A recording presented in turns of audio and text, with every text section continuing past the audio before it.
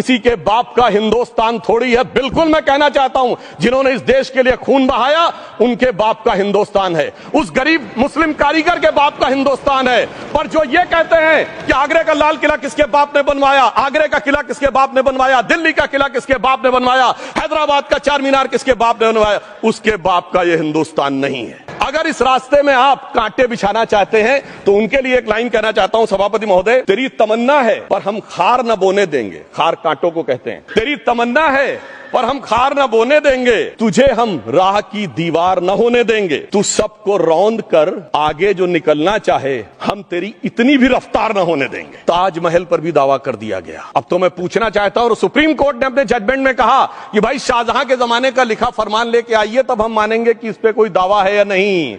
आप सोचिए कि अगर ये वक्त का कानून इसी ढंग से चला होता तो क्या होता। जब शाहजहां जेल में था और दूर से उस ताजमहल को देखता था और उसे सिर्फ एक सुराही पानी मिलता था और उसने औरंगजेब से कहा एक सुराही पानी और भिजवा दो, तो जानते उसने मना कर दिया। तो दुखी होकर शाहजहां ने फारसी में लिखा, ए पिसर तू अजब मुसलमानी, जे पिदरे जिंदा आप तरसानी, आफरीन हिंदुआन सदबार, जे देहंद पिदरावा मुर्दा देवम आप। मतलब तू कैसा मुसलमान है जो जिंदा बाप को पानी के लिए तरसा रहा है, तुझसे तो आफरीन 100 बार उन हिंदुओं को है जो पितृपक्ष में मरे हुए बाप को भी पानी देते हैं। नया मुल्ला प्याज ज्यादा खाता है, हिंदी में कहावत होती है, परंतु यहां तो जो गैर मुल्ला प्याज बहुत खा रहा था, और इतना खा रहा था कि आंसू निकल रहे थे गरीब मुसलमान के भी और देश के भी।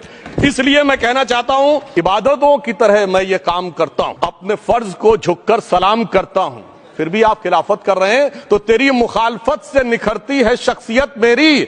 मैं सियासी दुश्मनों का भी बहुत एहतराम करता हूं। हाँ, एक प्रश्न बहुत उठाया जाता है कि केवल मुस्लिम ही वक्फ को क्यों दान दे सकता, ऐसा वक्फ बोर्ड में क्यों संशोधन किया गया। कि ये हमने ईमानदारी से मुस्लिम समाज के कल्याण के लिए बात की है, क्योंकि एक तरफ खड़ा हुआ है ईमानदार मुसलमान जो शराफत के साथ ईमान को गले से लगाए हुए है, और दूसरी तरफ कुछ चंद सरमाएदार हैं जो उस अमानत में खयानत करके शरारत के साथ उसके झंडा बरदार बनना चाहते हैं। तो यह मुकाबला किसके बीच में है? यह शराफत अली और शरारत खान के बीच में मुकाबला है। हमारी सरकार शराफत अली के साथ खड़ी है, हमारी गरीब मुस्लिम के साथ खड़ी है। ये गरीबों गुर्बत वाले गुर्बत अली और सरमाएदार वाले गाजी खान के बीच का इलाका है। पुराना उर्दू का शेर है कि मिटे नामियों के निशान कैसे कैसे। अस्सलामु अलैकुम वरहमतुल्लाहि वबरकातुहू। दोस्तों, इस वीडियो को आपने पूरा देखा और सुना।